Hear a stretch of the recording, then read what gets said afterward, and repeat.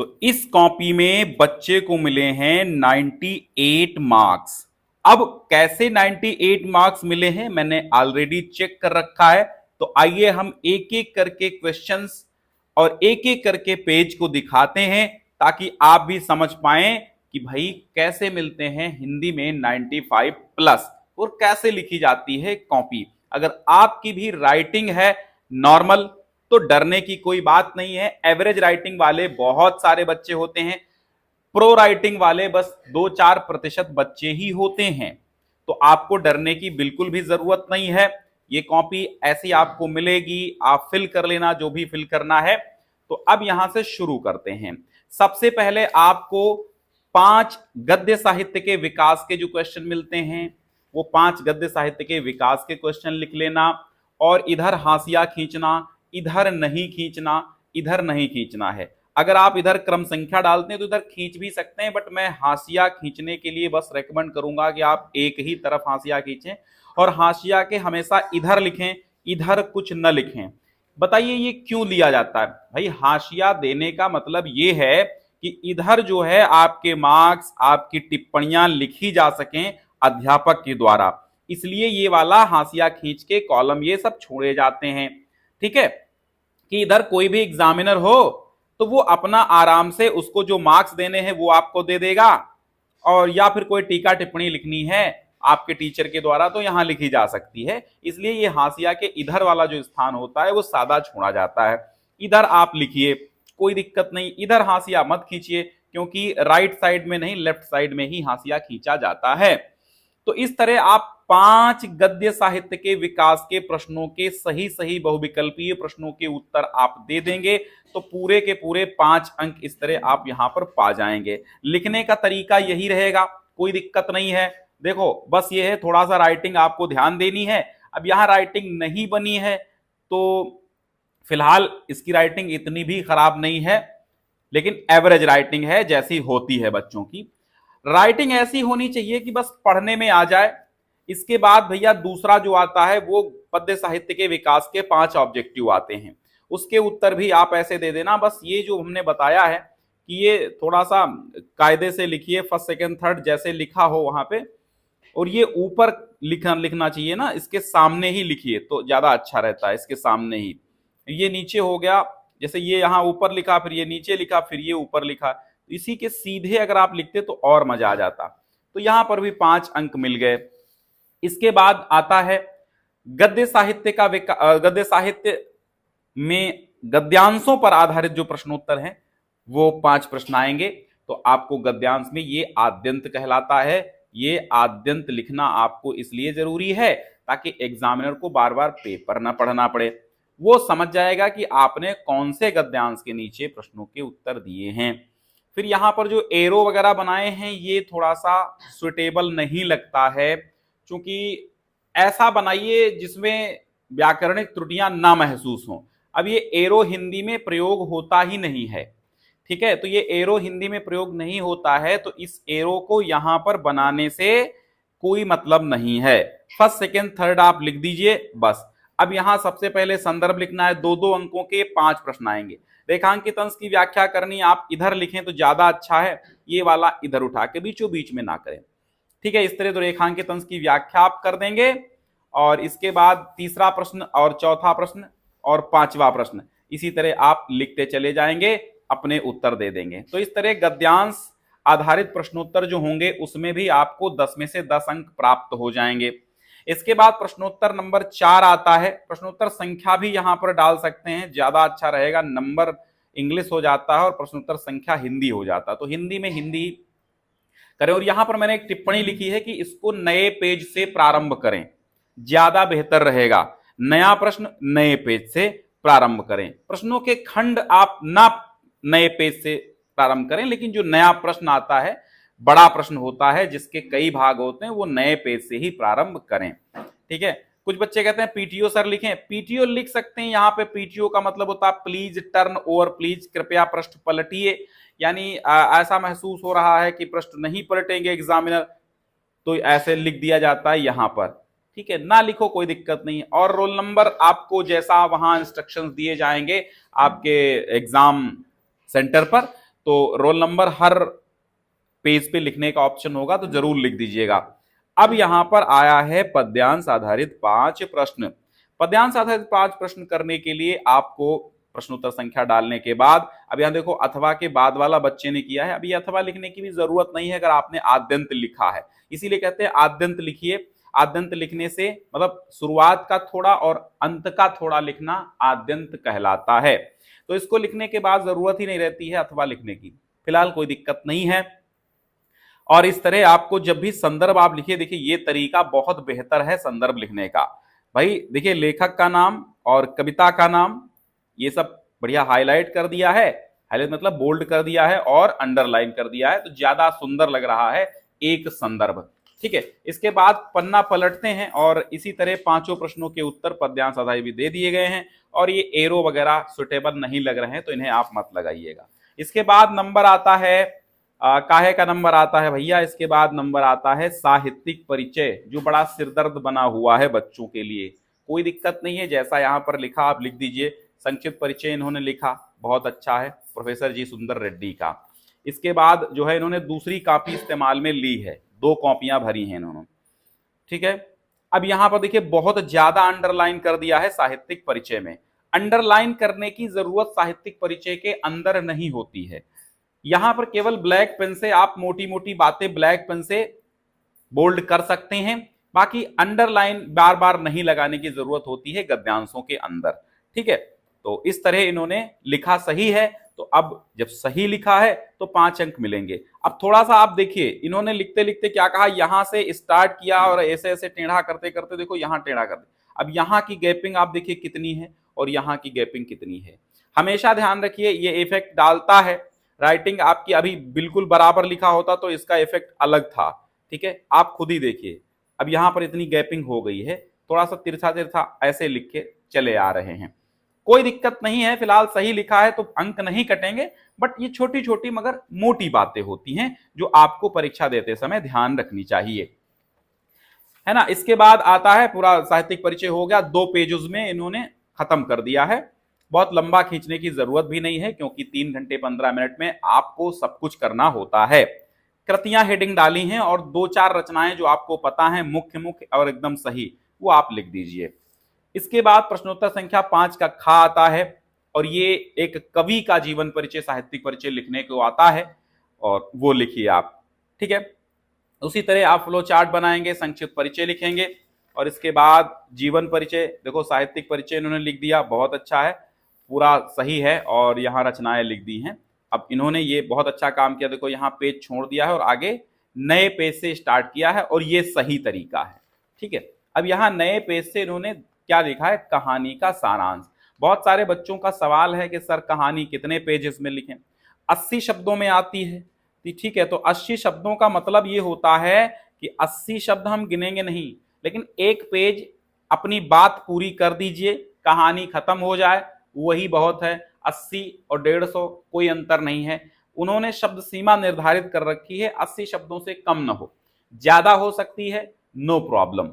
ठीक है, फिर इसके बाद यहां पर हर्षवर्धन की चारित्रिक विशेषताएं यानी खंड काव्य के एक प्रश्न का उत्तर देना होता है, एक ही प्रश्न का उत्तर देना होता है, और ये 5 अंकों में होता है। अब यहां आप देखिए थोड़ा सा ये ध्यान देने की जरूरत है कि डबल अंडरलाइन कितनी मोटी मोटी की हैं, जो कि बहुत ही भद्दी लग रही हैं।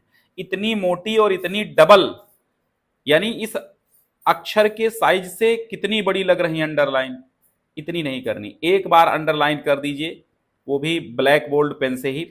और मोटे मोटे पेनों से अंडरलाइन करने की जरूरत नहीं होती है क्योंकि ये भद्दा लगता है। और यहां पर देखो गैपिंग छूटी है, तो ये भी तरीका सही नहीं होता है, ये यहां से हमेशा लिखना चाहिए गद्यांशों को बना बना के, आपकी किताबों में जैसे लिखा होता ना।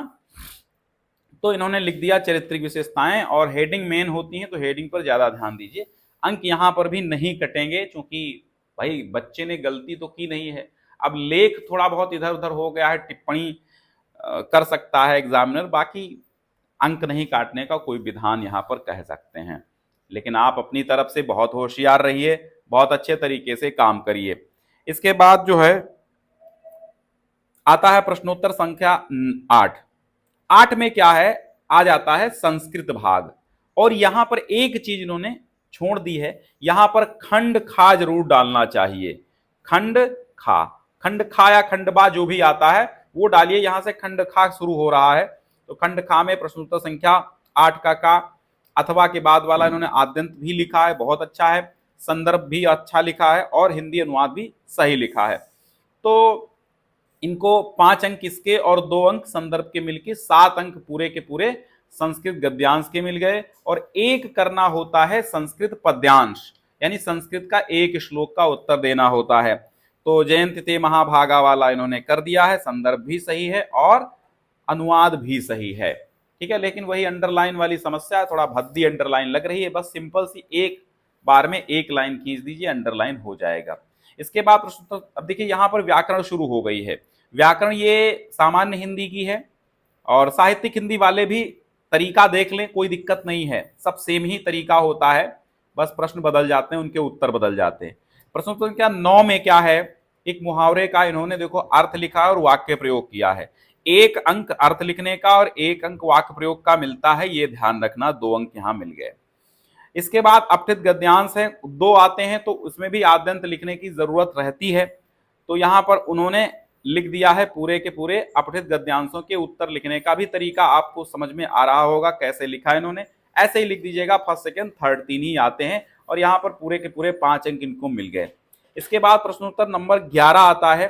11 में अनेकार्थी ये आता है, हाँ, शब्दों में सूक्ष्म अंतर, आभूषण और मृत्यु तक और कठिनाई से मिले बिल्कुल ना मिले, तो इन्होंने लिखा सही है, बट यही फर्स्ट सेकंड ऊपर नीचे डालते तो ज्यादा बेहतर रहता और ए बी यहां पर डाल देते, ये इधर नहीं डालने की जरूरत थी, वो बहुत अच्छा तरीका है। प्रश्नोत्तर नंबर 11 में आप देखेंगे तो यहां पर अनेकार्थी आया है, एक के 2 अर्थ लिखने होते हैं, 1 अंक इसका और 1 अंक इसका मिला करके 2 अंक यहां पर मिलेंगे आपको। प्रश्नोत्तर नंबर 11 का गा, यानी यहां पर वाक्यांश के लिए एक शब्द और 2 ऑब्जेक्टिव क्वेश्चन आते हैं, तो 2 ऑब्जेक्टिव के उत्तर भली भांति इन्होंने दे दिए हैं और सही भी हैं, बस तरीका यहां पर लेख का थोड़ा सा हेडिंग्स डालने का और प्रश्नोत्तर संख्या डालने का थोड़ा सा सही कर लेना, जैसा मैंने रेड पेन से बताया हुआ है। इसके बाद प्रश्नोत्तर नंबर 11 आता है। 11 में घा आता है, शुद्ध और अशुद्ध वाले हैं, तो 2 आपको शुद्ध वाक्य लिख देने हैं, दोनों ही शुद्ध वाक्य सही कर दीजिएगा, अशुद्ध वाक्य को शुद्ध करना होता है, तो इस तरह आप फर्स्ट सेकेंड थर्ड जो भी है डाल के लिख दीजिएगा। अब नंबर आता है आपका रसछंद अलंकार का, कैसे लिखना है, क्या लिखना है। सामान्य हिंदी वालों के लिए कॉमन सी बात है, बस परिभाषा और स्थायी भाव उदाहरण, ठीक है, उसमें कहता है स्थायी भाव सहित लिखिए, तो स्थायी भाव शोक होता है, उदाहरण लिख दिया इन्होंने और परिभाषा लिख दी, बस थोड़ा सा संभलने की जरूरत रहती है, ध्यान देने की जरूरत रहती है, थोड़ा सा जल्दबाजी नहीं करनी है आपको किसी भी प्रकार की। तो इस तरह आपको लिखना है उदाहरण और परिभाषा।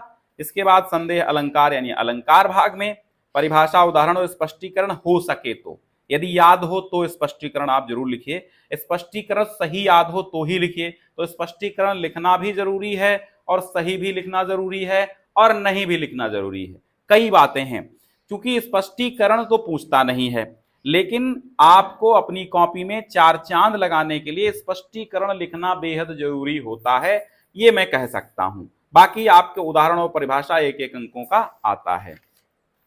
इसके बाद आपका आता है कुंडलिया छंद।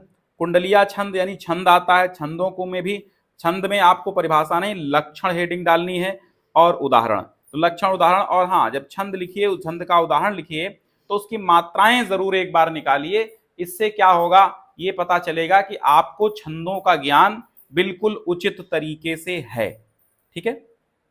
इसके बाद भैया इन्होंने उदाहरण लिख दिया है कुंडलिया का, बहुत बढ़िया। अब आता है नंबर भैया आपके 9 अंकों का। मामला ये है 9 अंकों का और 6 अंकों का। देखो मामला ये है कि गंदगी और सड़कों की समस्या के संबंध में पत्र लिखना है। यहां पत्र लिखने का तरीका ठीक है, विषय वगैरह, और यहां कॉमा लगाना चाहिए था, यहां बस्तों लिख दिया है बस्ती की जगह पे, और थोड़ा सा यहां पे हाँ सही किया है, भवदी आबासा, ये इस लाइन में नीचे लिखना था, थोड़ा सा फॉर्मेट गलत होने की वजह से आधा अंक यहां कट गया है, बट ये अंक कटेगा नहीं, ये मान के चलिए, 5.5 का मतलब है आधा कहीं पे लिखा नहीं जाता है, आधा होगा तो पूरा कर दिया जाता है। तो 6 अंकों का ये होता है आपका पत्र लेखन, इनको 5.5 मिले हैं। अब आता है नंबर आपके निबंध का। बहुत कायदे से निबंध में एक बात ध्यान रखनी है, आपको रूपरेखा जरूर बनानी है, क्योंकि रूपरेखा के 2 अंक आपको मिलते हैं। रूपरेखा आप नहीं बनाएंगे, आपके 2 अंक चले जाएंगे। ठीक है, रूपरेखा आप नहीं बनाएंगे, 2 अंक आपके चले जाएंगे। तो रूपरेखा बनानी बहुत जरूरी है, ये मानिए आप।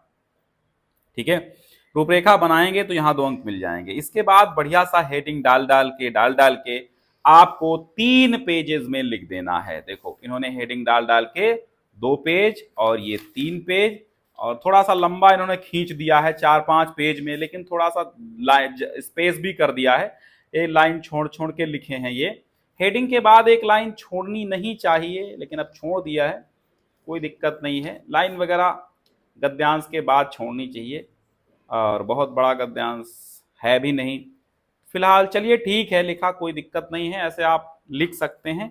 लेकिन ये जो लाइन छोड़ रहे हैं ठीक नहीं रहता है इसका छोड़ना। ठीक है, बस हेडिंग्स आपको डालनी है तो बहुत अच्छे से डालनी है। 4-5 पेज में इन्होंने खींचा है, लेकिन छोटा छोटा ही लिखा है सब कुछ। ठीक है, तो कुल मिला के 9 अंक इनको यहां पर भी मिल जाते हैं। तो 1-2 अंक इनके स्किप कर दिए गए हैं, और कुल मिला के 98 अंक इनको मिल गए हैं, कहीं 1-2 अंक इनके कटे हैं। ठीक है, तो इस तरह एक बेहतर कॉपी आप लिख सकते हैं, और बेहतर कॉपी लिखने के बाद आप बेहतर अंक प्राप्त कर सकते हैं। हिंदी में भी 100 में 100 आपको मिल सकते हैं, क्योंकि मैंने ऑलरेडी आपको प्रूफ दे रखा है। चैनल पे एक शॉर्ट वीडियो एक बच्चे ने खुद बना के भेजा था कि सर मेरे 100 में 100 हिंदी में आए हैं, वो भी इंटरमीडिएट का बच्चा था। तो आप ये मत सोचिए कि हिंदी में 100 में 100 नहीं आते हैं, क्योंकि ऑलरेडी मेरे पास प्रूफ है कि हिंदी में 100 में 100 आते हैं। ठीक है, तो हिंदी में 100 में 100 आते हैं, इसमें डरने की कोई बात नहीं है।